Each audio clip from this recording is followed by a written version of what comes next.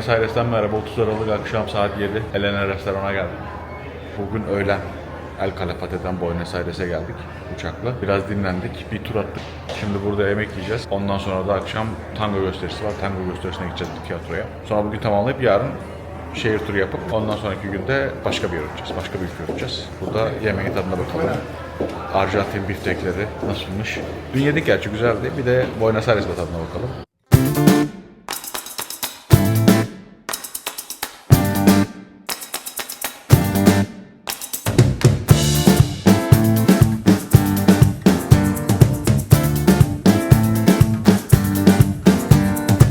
Kendimize 2 kişilik bir kuzu söyledik. Kuzu bu şekilde geldi. Üstünde yeşillikler var, altında kuzu var. Kuzunun yanında bir havuç püresi, bizde bir patates kızartması ve arugula salat. Yani kuzu kulağı salatası söyledik. Doyacağız gibi duruyor.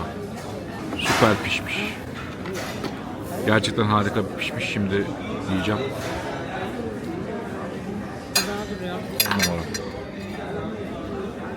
Kuzuyu peynirle veren getirdiler. Üstüne peynir yapmışlar. Güzel. Soğan, nane. Çok yakışmış bu arada. Şu havuç püresi tereyağında yapılmış. Çok güzel. Tabii ki biz kuzunun suyunu görünce ne istedik? Bir ekmek daha istedik. Çünkü kuzunun suyunu ekmeklenmezsek bu yemek tamamlanmış sayılmaz.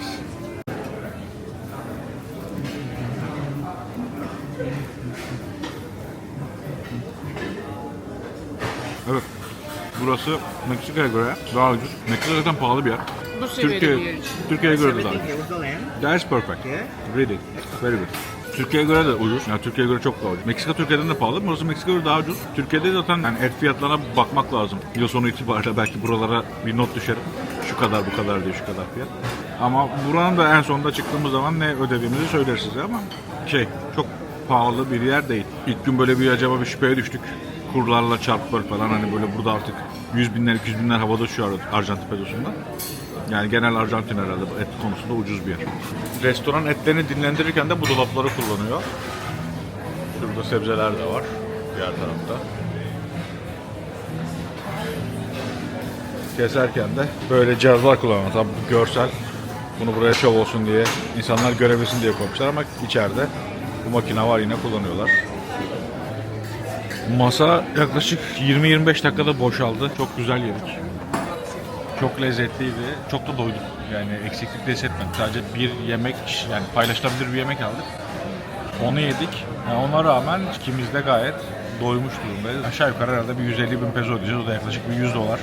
110 dolar civarı yapıyor.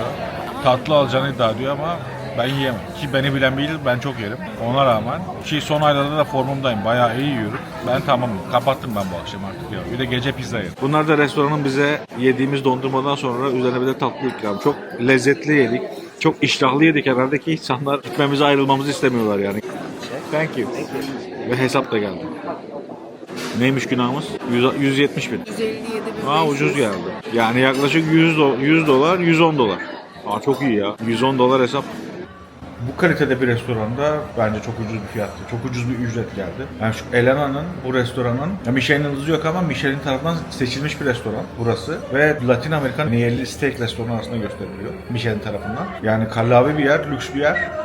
Ona rağmen 110 dolar bu yediğimiz ve içtiğimiz şeyler karşısında bence çok efektif, çok cüzi bir miktar. Ya çok ucuz şu anda aldığımız hizmet ve yediğimiz et karşılığında gerçekten. O yüzden memnunuz. Burası ucuz. Güzel etler, kaliteli etler, güzel hizmet satın alıyoruz Türkiye'ye kıyasla. Çok daha ucuz, çok daha uygun fiyatlara, öyle söyleyeyim.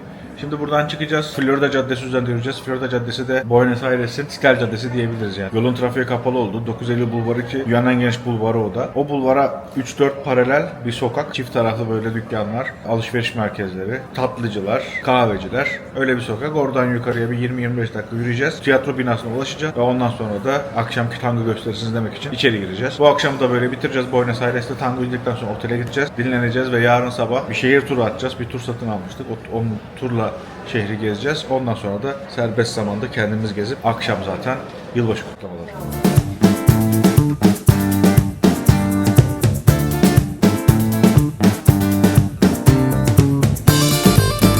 Şu anda şehri turluyoruz. Bir parka geldik. Tango izlemeye doğru gidiyoruz. Yaklaşık yarım saat yürüyeceğiz ama şehri inanılmaz İstanbul'a benzettim. Binalar falan çok benziyor. Çok güzel yapmışlar gerçekten. Çok güzel dizayn etmişler. Çok beğendik. Kendimizi İstanbul'un sokaklarında, özellikle Beyoğlu'nun sokaklarında hissediyoruz. Karaköy'de hissediyoruz. Yani Karaköy'deki o eski İstanbul'un olduğu yerlere çok benziyor. Havası da benziyor. Yani yaz mevsimi şu an burada. 32 derece, çok nemli. Kendi evimizdeymişiz gibi rahat rahat takılıyoruz. Rahat rahat yürüyoruz. Şurası da Maslak. Yani kulelerin olduğu yer de Maslak. Size Taksim Meydanı. Ya çok benziyor gerçekten ya. Bir tek trafiği benzemiyor. Trafik yok. Şu an Florida Caddesi'ndeyiz. Dediğimiz gibi burası trafiğe kapalı. Bizim İstiklal Caddesi kadar büyük değil tabii ki. Daha küçük. Galerias Pacifico'ya girelim şimdi. Bakalım nasılmış.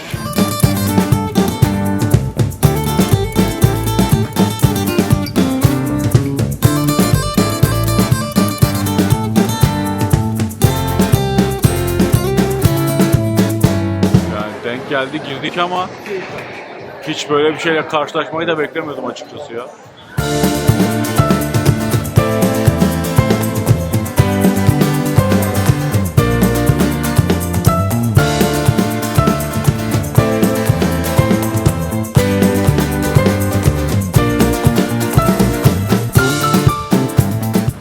Bu caddede bir de bir sürü para çeviricisi var. Gündüz öyleydi dolaştığımızda. Şu anda herhalde onlar da gitmiş yani. Arkadan ses geldi. Cambio diye sesleniyorlar. Ama aldığımız kurlar normal bir döviz bürosunun ya da işte legal, sokakta olmayan bir döviz çeviricisinden çok farklı değildi. Zaten yarın çevireceğim, onu yine detaylı anlatırım. Şu anda Florida Caddesi'nden dükkanların neredeyse hepsi kapalı olduğu halde insanlar hala var. Yürüyorlar, onlar da zaman geçiriyorlar ya da bir yere gitmeye çalışıyorlar. Bu kadar erken bitmesini de hayatın beklemiyordum açıkçası. Daha insan kalabalığı bekliyorum çünkü saat şu anda akşam 9.30 falan, çok geç bir saat değil yani, ama belli ki burada dükkanlar kapanınca insanlar da Florida Caddesi'nde artık o kadar yoğun bir şekilde gezmiyorlar. Kendilerini başka yerlere götürüyorlar ama bizim tabii ki tangomuz olduğu için. Başka yerde herhalde çünkü tangolar akşam 11.30'lara kadar devam ediyor. Tangodan çıkan yemek yok tekrar diyorlar. Herhalde başka yerlerde. Sana canlı tango.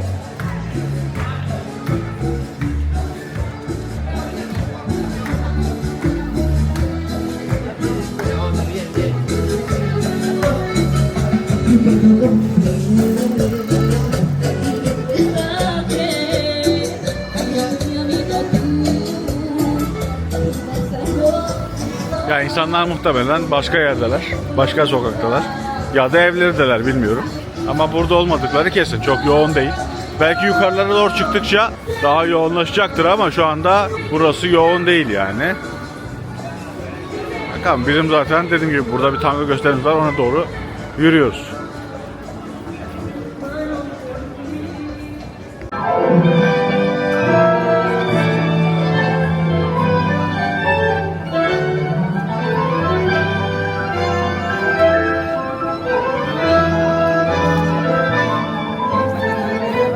Yukarıya doğru yürürken gerçekten daha canlı bir yere denk geldik ve sokakta bir tango gösterisi vardı, biraz onu izledik. Buralar biraz daha canlandı. Oradaki dükkanlar kapalı olduğu için demek ki insanlar daha fazla orada vakit geçirmiyorlar. Biraz daha yukarı taraftalar. Anlaşılabilir. Hadi artık gidelim, tangomuzu izleyelim. Sokakta değil, tiyatroda.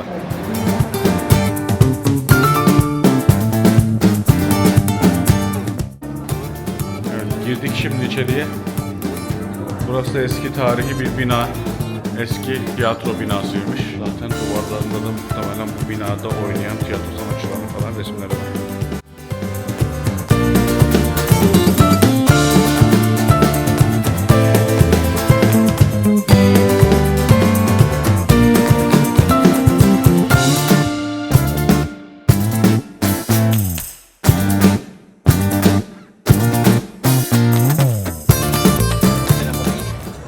Gracias. Un minuto? Un minuto. Alright. Thank you. İçeri girdik, şimdi bekliyoruz. Bizi yerleştirecekler masamıza. Şöyle insanların yemek yediği, takıldığı, zaman geçirdiği ve tangoyu beklediği bir yer. Balkonları falan da var. Gerçekten çok güzel bir yermiş. Ben Çok seçtim, evet. Gate Your Guide'dan seçtim. Değişik böyle tango gösterileri vardı ama burası böyle tarihi bir tiyatronun içinde olduğu için bunu seçtim. Bir de ben yemekli seçmemiştim. Hani yemeği zaten başka bir yerde yeriz diye. Bize sadece şarap ikramı olacak.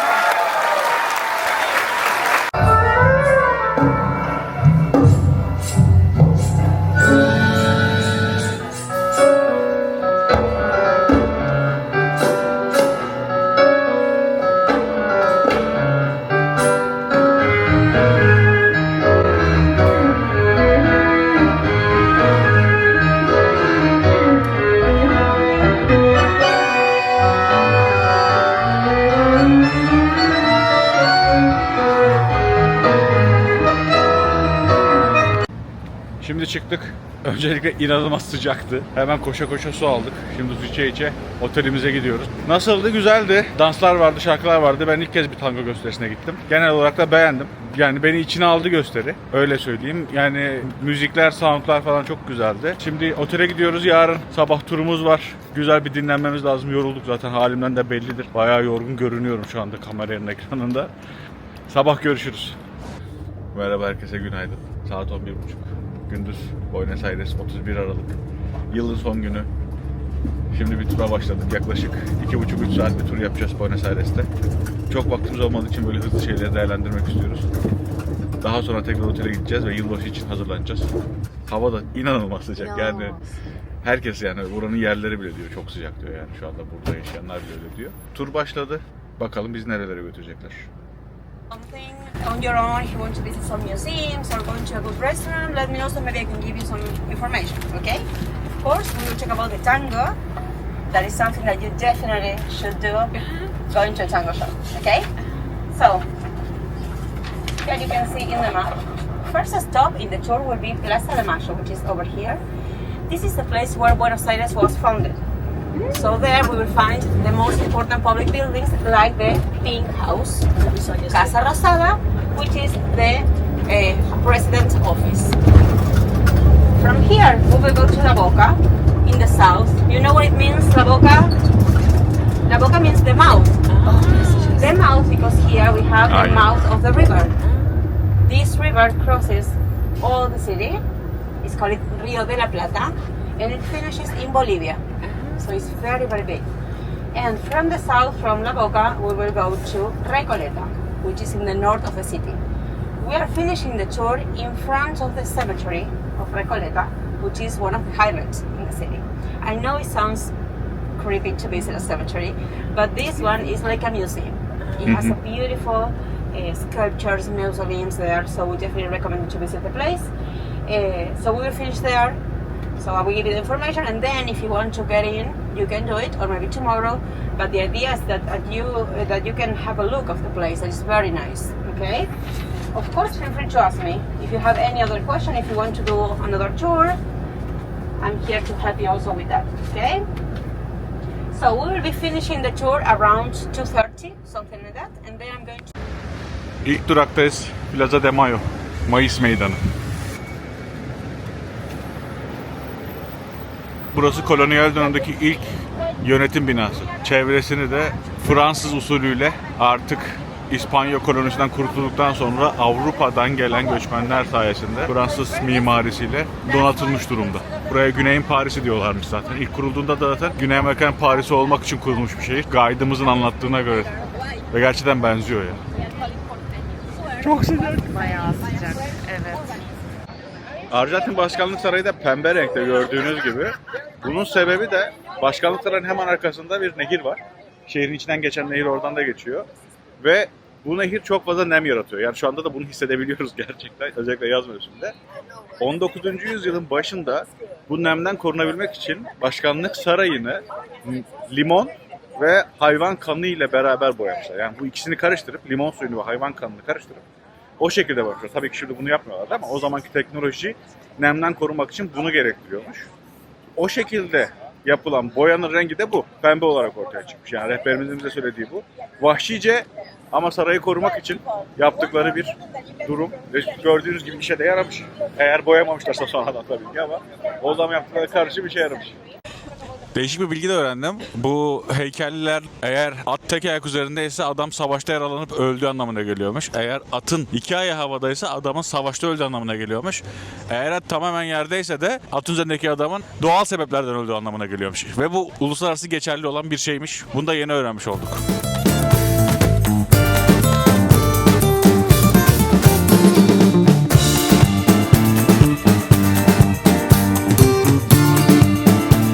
Mayıs Meydanı'nı tamamladık. Şimdi Boca'ya doğru gidiyoruz. Servisimizi bekliyoruz. Henüz gelmemiş. Bize fake attı. Başka bir servisi aynen başka bir servise selamlaşmaya gitti rehberimiz. Kiliseye girdik. Kilise çok güzeldi. Burası Buenos Aires'in ve Arjantin'in önemli kilisesiymiş. Buenos Aires Şehir Katedrali. İçeride buranın kurucusunun mozelesi var. Bizim Anıtkabir'de olduğu gibi, Atatürk'ün mozelesi olduğu gibi burada da Şehir Katedrali'nde. İspanyollardan bağımsızlığını kazandıkları savaşı başlatan adam. Onun mozelesi var. İkinci bir özelliği de Papa Francisco'nun, Arjantinli olanın, bu kilisede 20 yıl boyunca çalışmış olması önemli. Doğal olarak Arjantinler bu kiliseyi önemsiyorlar. Şimdi bir sonraki durağa Boca'ya gidiyoruz. Renkli evleriyle bizi bekliyor Boca. Hadi bakalım.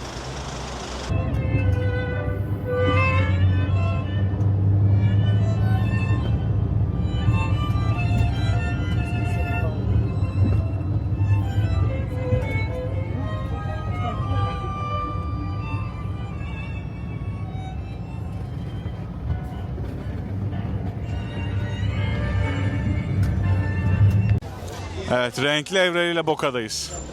Duvarlarda işçileri temsil eden görseller ve farklı renkler var. Caddenin adı Caminito, dar bir cadde. Şu an burada yürüyoruz.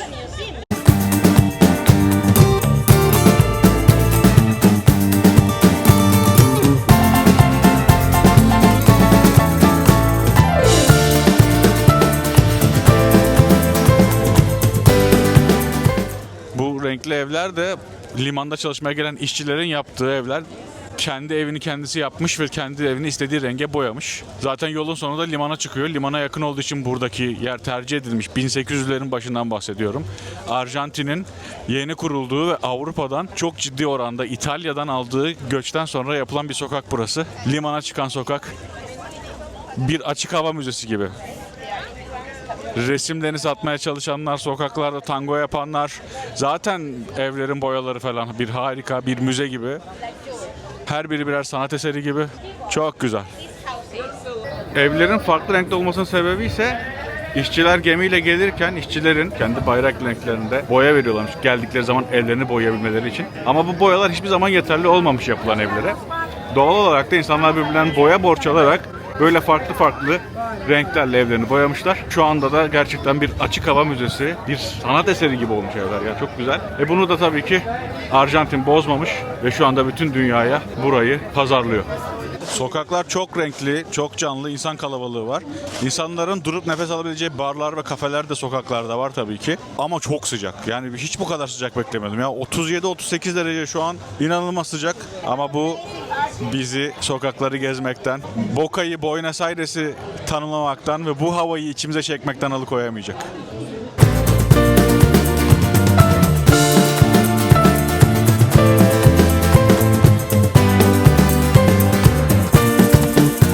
Burası İtalyan göçmen ailelerinin paylaştığı bir kompleksmiş. Mimari biçimde de sosluş diyorlarmış, chorizo İspanyolcası. Ve insanlar da bir aile olarak şu şekilde şu anda bir mağaza olan şu kadar bir alanda bir aile yaşıyormuş. Gösterebiliyor muyum? Şuradan göstereyim. Evet, şu kadarcık bir hacimde bir aile yaşıyormuş. Gelen göçmenler bu şartlarda yaşamışlar ama ona rağmen böyle eğlenceli çizimler kendi aralarında yapıyorlarmış. İnsanlar Messi ile fotoğraf çekmek için sıradalar. Yani Messi'nin Dünya Kupası'nı kaldıran heykeliyle fotoğraf çekmek için sıradalar.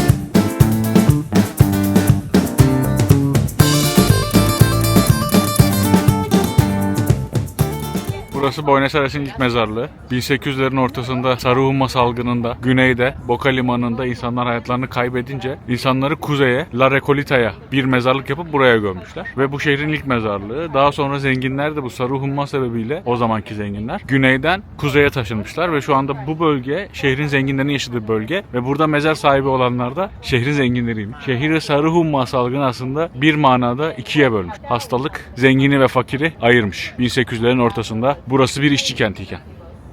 Biz turumuzu burada sonlandırıyoruz. Şimdi otele geri döneceğiz. Yaklaşık 3 saattir bir şehir turu attık. İyi geldi. Bu sıcakta yürünmezdi zaten. Yani yürüyemezmişiz. İyi yapmışız, o turu almışız. Şimdi otele geri döneceğiz. Bir pizza yemeye gideceğiz. Ondan sonra bu akşam yeni yıl akşamı, ama hiç yeni yılla ilgili hiçbir şey yok şehirde. Bir restoranda yer ayırdık. Orada bir yemek yiyeceğiz akşam 9 gibi. Ondan sonra işte nehrin kenarına gideceğiz. Orada kutlamalar oluyormuş. Yes! I'm almost a YouTuber. Pizzacıdan sonra akşam yemek yeri ayırdık. Oraya gideceğiz. Oradan sonra sokakları keşfetme, sokaklarda yılbaşını geçireceğiz ama hiç böyle bir sokakta organizasyon olacakmış gibi bir hava yok şehirde gerçekten.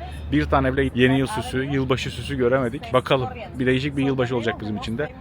Şehrin en eski ağacı, 350 yıllık Recoleta bölgesinde. Buraya gelen rahipler tarafından ekilen bir ağaç. 1800'lü yılların ortasında, 1820'lerde, 1830'larda ekilen bir ağaç. Şu an buranın en meşhur pizzacısına geldik. Turu burada bitirdik. Kütüphanede bitirecektik. Onun yerine biz pizzacıya gitmek istiyoruz dedik. Bütün turda bizimle birlikte pizzacıya geldi. Şimdi gidip içeride pizza yiyeceğiz.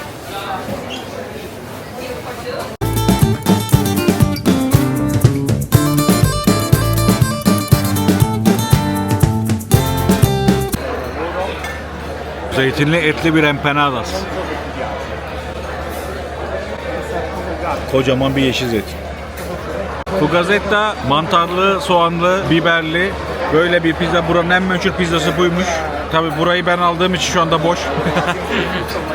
Şimdi güzelce yiyeceğiz. Çok lezzetli duruyor, çok güzel kokuyor. Buranın pizzaları İtalya'nınkinden ve Amerika'daki İtalyan restoranlarından biraz daha farklı, bol peynirli oluyor. Şurada görüyorsunuz peynirin yoğunluğu kenarlara taşmış durumda. Bir dilim yedik, gerçekten çok yoğun oranda bir peynir var içinde. Çok lezzetli bir pizza. Doğru tercih. Rehberimizi dinlediğimiz için mutluyuz. Şunu yiyelim, tekrar biraz yollara düşecek. Bu arada çok sıcak. Serledik. Burada çok büyük klima sorunu var. Rehberin söylediğine göre çok uzun zamandır bu kadar sıcak olmuyormuş. O yüzden herhalde hazırlıklı değildir ama bilmiyorum. Yani klimaları çok düşük ayarda çalışıyor. Gece de bizim elektrikler kesildi otelde. Ondan sonra klimamız çalışmaz hale geldi. Şu an hala çalışmıyordu biz çıkarken. Söyledik, inşallah düzeltmişlerdi çünkü odada durulacak gibi değil yani. Öyle söyleyeyim. Koridordaki klima çalışıyor ama bizim odadaki çalışmıyor. Elektrikler kesildi, bir şey oldu muhtemelen. Hatlar kaldırmadı bu kadar yüklenilmeyi. Tam da bizim geldiğimiz güne denk geldi. Onu da söyleyeyim. Yıl sonu ya da başka bir ifadeyle yılbaşı 31 Aralık. Güney Yarımküre'de, Arjantin'de hava 38 derece. Hiç yılbaşı havası yok. Burada bambaşka bir tatil havası var. Akşam bakalım bizi neler bekliyor. Saat 12 burada havai fişek gösterisi olacak diyorlar. Ama bakalım ne olacak, ne bitecek göreceğiz yani. Biz de o havai fişek gösterisinin olacağı yere gideceğiz ama daha önce Rio'ya gitmiştik yılbaşında. Orada çok ciddi bir havai fişek gösterisi vardı. Denizden böyle Rio'nun Copacabana plajına paralel şekilde gemiler uzanmış. Bu gemilerden çok ciddi oranda bir havai fişek. Yaklaşık 6-7 dakika bir havai fişek gösterisi vardı.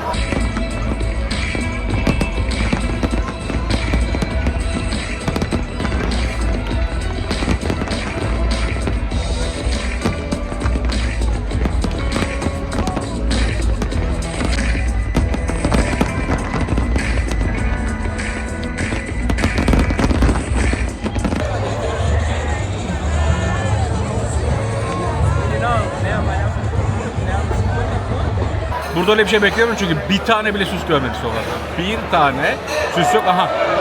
Yine mi gitti elektrikler derken yok, başka bir şey oldu. Ufakta bir serinlik geldi ama şu pizzayı yiyip bir an önce buradan dışarı çıkalım. Tiyatro kolonu göreceğiz, dikili taşı göreceğiz. Ondan sonra otele gideceğiz. Şu anda bize İspanyolca menü üzerinden fiyat kesmeye çalışıyorlar. Ama bize verdikleri İspanyolca menüde 33.000 Arjantin pezosu olan yemek burada 40.000 peso. Yani bunu da çözmek için supervisor'ı çağırdık. İnanamıyorum şu duruma. Böyle kalabalık bir yer 7.000 peso için bizi bekletiyorlar. Çok ilginçler. Bu da bize gelen hesap. Gördüğünüz gibi şurada 33.000 peso olan hesabın yanında 40.000 peso yazıyor. Şu an onu konuşuyoruz. Yani 7.000 peso yaklaşık 4 dolar 5 dolar para değil. Ama neden böyle bir şey yapıyorlar onu anlamıştım yani. Her gelen, her İngilizce menü verdikleri birinden 7.000 peso kesseler dünyanın parası yapacak ve böyle bir yere hiç yakışmıyor yani. Anlamış değilim. Şimdi çıktık pizzacıdan, tamam tadım adı güzel eyvallah da bize verdikleri İngilizce menüde 33.000 peso yazan pizza kendi İspanyolca menüden de 40.000 pesoymuş. Yok efendim menü yanlışmış, onu ödeyecekmişiz de cart curt ya 5 dolar için Bir sürü 15 dakika falan adamlarla tartıştık. Yani bu da ilk bize denk gelmiş olamaz ya. Yani şöyle bir mekanda bu farkı ilk biz fark etmiş olamayız. Yani ya bilerek yapıyorlar. Buradan 5 dolar 7 dolar daha fazla para kazanıyorlar bahşişle beraber.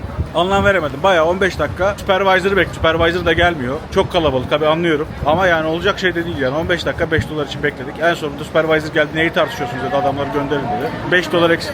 Özür diledi. Ya özür diledi evet, sağ olsun ama yani o kadar saçmalık olma. Adamlara menü güzel diyor. Adamlar suratımıza bakıyorlar. Yani benim hatam mı? Senin kendi menün yanlış. Ben ne yapabilirim? Gelirseniz bu mekana dikkatli olun.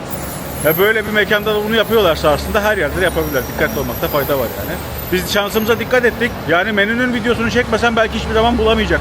Ya hayır ama bir de küçükle büyük arasında fiyat farkı var. Küçük 33.000, büyük 55.000. Hani seçerken de onu görüyorsun zaten ya. Evet ya biz de belki şey ama yapsak. elimizde kanıt oldu video olduğu için. Aynen. Video olduğu için kanıt oldu. Sizin de aklınızda bulunsun. Şimdi evet, hava yine sıcakmış ya. Çıkınca yine belli etti kendini. O zaman dondurma. Evet, bir dondurma. İlk kez duydum bu arada. Bunu yeni söyledi. Şimdi bir dondurma yiyeceğiz. Yok. Şimdi bir dondurma yiyelim. Evet, burada evsiz çok, gördüğünüz gibi solda bir tane daha var. Hem de engelli. Şöyle Dikili Taş'a doğru yol alıyoruz. Oradan Kolon Tiyatrosu'nu görüp otele doğru geçeceğiz artık. Yılbaşı için hazırlanacağız. Belki ben bir sürpriz yapar, bir yere yürüyerek giderim. Bakalım. İşte Tiyatro Kolon. Viyana'daki ve Paris'teki opera salonları örnek alınarak yapılmış. Ve şu anda dünyanın en iyi akustiğine sahip olduğu söylenen opera binası, tiyatro binası. Adını da buranın tüm bu toprakların kaşifi olan Cristobal Colon'dan alan, yani Türkçesiyle Christoph Kolomb'dan alan Tiyatro Kolon. Bunların içinde turlar da yapılıyor ama bugün artık yılbaşı ya da yıl sonu 31 Aralık. Doğal olarak kapalı. İngilizce ve İspanyolca turlar var. Girmek isteyenler girebilirler. Biz sadece dışından bir merhaba deyip ve bu binanın şamı karşısında şöyle birkaç dakika durup bakıp otelimize doğru yol alacağız. Otelimize doğru gideceğiz. Artık geceye hazırlanma var. Şu an 9 Temmuz bulvarındayız. Burası dünyanın en geniş bulvarı olarak geçiyor. Ortasında da şöyle bir dikili taş heykeli var. Bağımsızlık anıtı. Evet, bunu da gördüğümüze göre artık otele gidebiliriz. Çok sıcak. İnşallah klimamız yapılmıştır.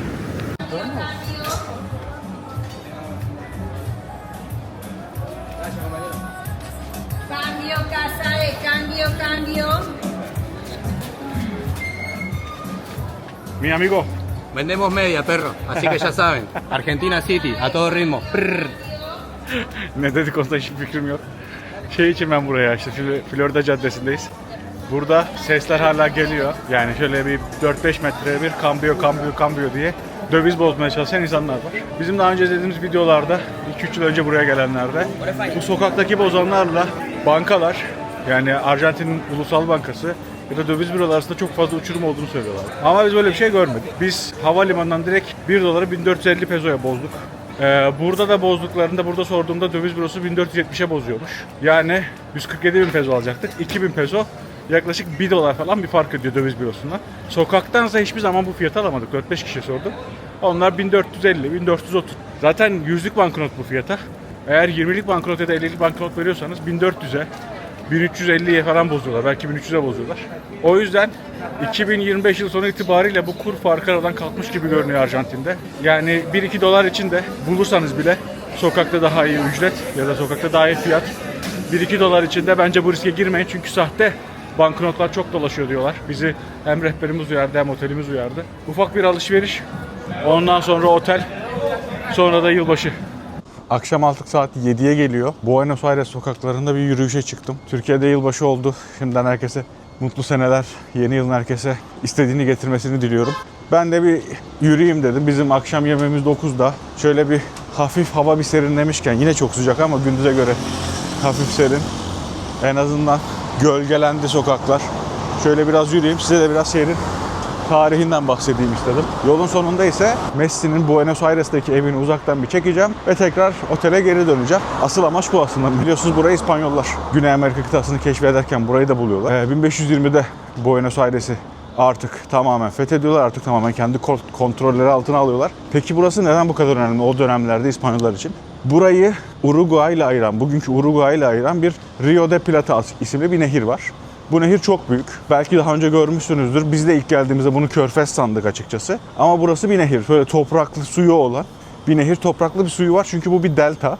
Uruguay Nehri'nin ve Paraná Nehri'nin birleşmesiyle oluşan bir nehir. Çok büyük bir nehir. Dediğim gibi 280 kilometre genişliğe ulaşıyor. Hatta İspanyollar ilk burayı bulduğunda suyun tatlı olduğunu fark ettiklerinde bunu tatlı deniz olarak isimlendirmişler.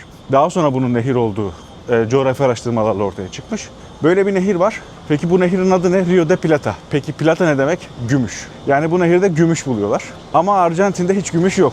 Bu gümüş yine rehberimizin anlattığına göre Bolivya'daki Potosi'den geliyor. Yeraltı sularıyla ve nehirlerle beraber. Nehri takip ederek oraya kadar gittiklerini söyledi bize. Ben Google Maps'ten nehirleri takip etmeyi seven bir insanım. Bu iki nehri de hem Paraná Nehri'ni hem de Uruguay Nehri'ni takip ettim. Bazı kollarına da baktım ama hiçbiri Bolivya'daki Potosi'ye ulaşmıyor. Ama böyle bir şey anlattı. Muhtemelen doğrudur. Hatta o nehirde çok büyük oranda gümüş buldukları için buraya da bu ülkeye de Argentum'dan gelen Argentina adını verilmiş. Yani aslında Arjantin'in bugünkü adı da Argentum'dan, Latince anlamı gümüş olan Argentum kelimesinden geliyor. Daha sonra işte bu kolonileşme döneminde tabii burası artık büyüyor, bir liman oluyor. Çünkü o nehrin üzerinde şu anda 3 tane liman var. Plantasyonlarda yetiştirilen ürünler ya da işte çıkarılan gümüşler, altınlar, madenler Avrupa'ya buradaki Buenos Aires limanından sevk ediliyor. 1820'lerde ise artık burada bir alarm var ama herhalde bir şey olmamıştır diye düşünüyorum, bilmiyorum. Bir otoparkın alarmı çalıyor. 1820'de artık burada bir devrim yaşanıyor. O devrimden sonra 1865 yılında da burası bağımsızlığı ilan ediyor. Bu devrimle bağımsızlık ilanı ise buranın tamamen kaderini değiştiriyor. Bunlardan sonra inanılmaz derecede İtalya'dan, Almanya'dan, Polonya'dan, Portekiz'den göçmen alıyor Buenos Aires, Arjantin. Özellikle Buenos Aires. Ve buradan gelen işçiler, buradan gelen göçmenler Boca'da o renkli size gösterdiğim evlere yerleşiyorlar. Çünkü Boca limanında çalışıyorlar. Geliş amaçları da Arjantin'in tarımında çalışmak ve tarımdan elde ettiği bu ürünleri dünyaya ihraç etmek için Boca limanında çalışmak. O yüzden de Boca limanına yakın olan Boca'da oturuyorlar. Takım da hatta Boca Juniors takımı da bu mahalleden çıkıyor. Boca Juniors Buenos Aires'teki fakirleri temsil ederken River Plate ise daha sonra oluşacak. Daha önce de bahsettiğim o sarı humma salgınından sonra insanlar Relocate isimli yere taşınıyorlar. Zengin insanlar bu bölgeye taşınıyor ve o bölgede de bir takım oluşuyor. Onun adı da River Plate. Ve burada da yine futbol üzerinden zengin fakir bir sınıf ayrımı oluşuyor. İki takımın hikayesi de aslında Boca Juniors ve River Plate'in hikayesi de tamamen takımların geliştiği mahallelerle ilgili. Bu göç aslında şehrin kaderini değiştiriyor dedim. Çünkü şehirde bu caddeler tamamen Fransa gibi, Paris gibi dizayn edilmiş. Apartmanlar 1800'lerin ortalarında çıkan, bizde de Beyoğlu'nda görülen Fransız apartmanlarının aynısı. Balkonlar Fransız balkon. Yani yapılar tamamen Fransız usulüne göre yapılmış. Hatta buraya o yüzden Güney'in Paris'i, Güney Amerika'nın Paris'i diyorlar. Gerçekten de ben de benzettim. Ve bu dokuyu da korumuşlar yaklaşık 150-200 yıl boyunca. Öyle bir şey de var. Dokuyu bozmamışlar. Bu şekilde inşa etmeye, bu şekilde büyütmeye devam etmişler. Doğal olarak burası da Güney'in Paris'i olarak adlandırılmış. Ve bahsetmediğim tango kaldı. Tango da sizin de tahmin ettiğiniz gibi diğer dans çeşitleri gibi aslında. O da sınıfsal. O da ilk başta bu bahsettiğim İtalyanlar, köle olarak gelen siyahiler buraya da çalışmaya gelmişler. Buraya da çalışmaya getirilmişler daha doğrusu. Köle olarak gelen o insanların, siyahilerin müzikleri, Avrupa'dan gelen göçmenler, çalışanlar. Onlar Boca'da o küçücük evlerde hep beraber yaşıyorlar ve ortak alanlarda aslında duvarlara yapılan çizimler bugünkü çizgi filmlerin kökenini oluşturuyor. Afrika ezgileri, İtalyan ezgileri, Portekiz, Alman ezgileri birleşince de ortaya tango çıkıyor. İlk başta tango fakir insanların dansı olarak görülüyor ve Buenos Aires'in yüksek sosyetesi tarafından kabul edilmiyor bu dans. Daha sonra bu dans Paris'te 1910'ların başında çok tutulunca özellikle Almanların çok kullandığı akordeon tarzı bir müzik aleti var. Bu müzik aletinin de 1800'lerin sonunda 1900'lerin başında tango müziğine katılmasıyla beraber Avrupa'da da ses getiriyor ve Paris'te artık bu Paris sosyetesinin vazgeçilmez tutkularından biri oluyor. Tabi Paris bunu kabul edince burada Arjantin'deki Buenos Aires sosyetesi de bu müziği kabul ediyor ve böylece tango artık yine fakir sınıftan, fakir insanların olduğu yerden zengin insanların olduğu yere doğru yükseliyor ve bu artık zengin insanların yaptığı bir dans ve zengin insanların bir zevki haline geliyor. Şehirde çok sayıda böyle büyük park görmek de mümkün ve bu parkların içinde de hepsinin içinde böyle birer heykel, birer eser var. Şehirde yaklaşık 200 tane heykel varmış. Rehberimiz yine bize öyle söyledi. 200 tane heykel inanılmaz bir rakam. bu şehrin her tarafında bulunan parklara bu heykelleri koymuşlar. Yürüyerek gezseniz herhalde bir hafta yürürsünüz, öyle söyleyeyim. Biz turla gezdik. Yaklaşık 4-5 saatlik bir turdu. Bizim için hızlı oldu. Gezilecek, görecek yerleri gördük, anlattı bize rehberimiz. Gelirseniz ve zaman kısıtınız varsa eğer böyle bir tur almanızı tavsiye ederim. Ama eğer zaman kısıtınız yoksa ve şehri gerçekten yürümek istiyorsanız çok uzun yollar yürümeniz gerekebilir. Bir şehir büyük.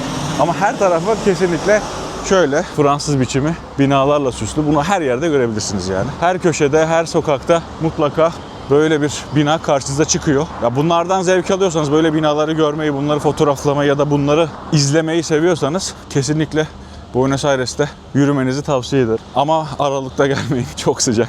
Yani bu sefer böyle olmuş diyorlar, bilmiyorum. Tabii yine lokal insanlar, konuştuğumuz özellikle oteldeki görevliler, hani böyle bir sıcağa kimse alışkın değil ve böyle bir sıcağı kimse beklemiyordu. Hatta bizim otelimizdeki klima gündüz çalışmıyordu sabah biz çıkarken. Gece de bir miktar çalışmadı. Herkesin klimaları yüklendiği için elektrik hatlarının bunu kaldırmamasından kaynaklandığını söylüyorlar. Şu anda ben çıkarken çalışıyordu. Umarım gece de çalışır çünkü hala çok sıcak gerçekten.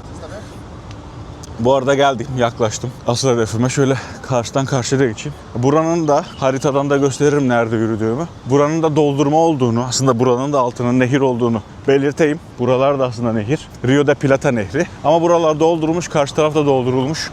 Bir bakımda insanların yürüyüşüne ve hizmetine sunulmuş. Şuradan çekeceğim, artık karşıya geçmeyeceğim. Zaten şu arkada gördüğünüz yüksek bina Buenos Aires'in en yüksek binası. Onun hemen önündeki binada, şurada en tepesinde böyle ızgaralı, böyle hafif taç gibi, Fransız tacı gibi bir yer görünüyor.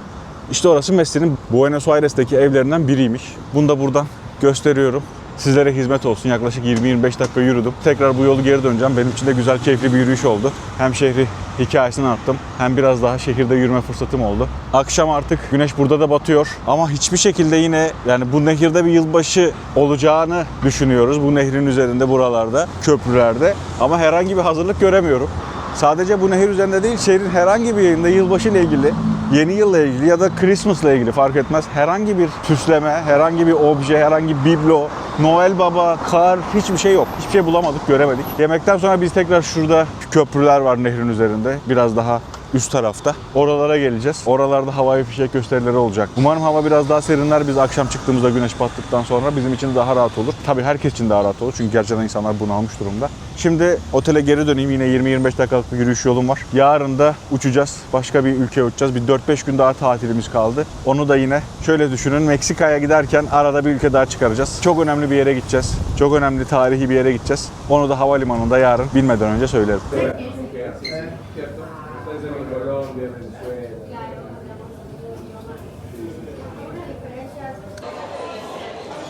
La Estancia restoranına yılbaşı yemeği için geldik. Burası Cordero denilen kuzuların piştiği yer. Az önce dışarıdan da çektim ve içeriden de çekmek istiyorum. Şu şekilde servis ediyorlar. Şu şekilde de pişiriyorlar.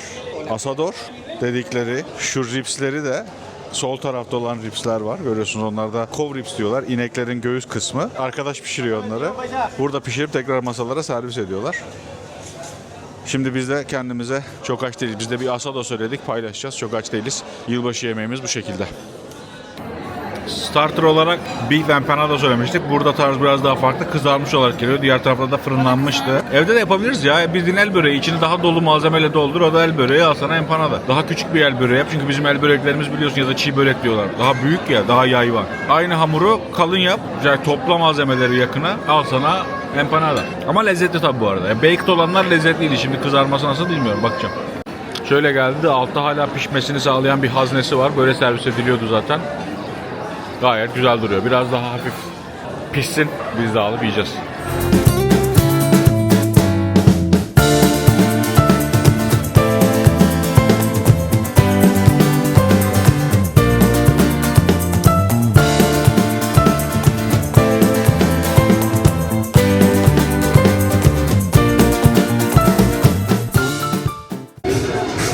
Saat 12'ye 10 var gece. İnsanlar limanın kenarına geldiler. Kadın Köprüsü'nün oraya, Puente de la Mujer'in oraya geldiler. Burada havai fişek gösterileri olacak galiba. Buradaki mekanlar da bayağı dolu. İnsanlar da şöyle nehrin yanında bekliyorlar. Yani bütün gün yatan şehir şu anda uyanmış gibi. Herkes burada. Çünkü gündüz hiç kimse yoktu sokaklarda. Ama şu an bayağı insan sokaklarda. Burası Buenos Aires'in en zengin yeri. Karşıdaki rezidanslar lüks. Onlar da balkonlarında şimdi herkes saat 12'yi bekliyor. Şu anda 1-2 dakika kaldı. Ne olacak biz de merak ediyoruz gerçekten. Havai fişek mi olacak? Ne olacak göreceğiz. Lazer ışıkları, lazer oyunları var şu tarafta. Biz 12'den sonra o tarafa doğru gideceğiz. Çünkü havai fişekleri buradan görmek istiyoruz. Daha açıktan görmek istiyoruz. Orası çok kalabalık gibi duruyor.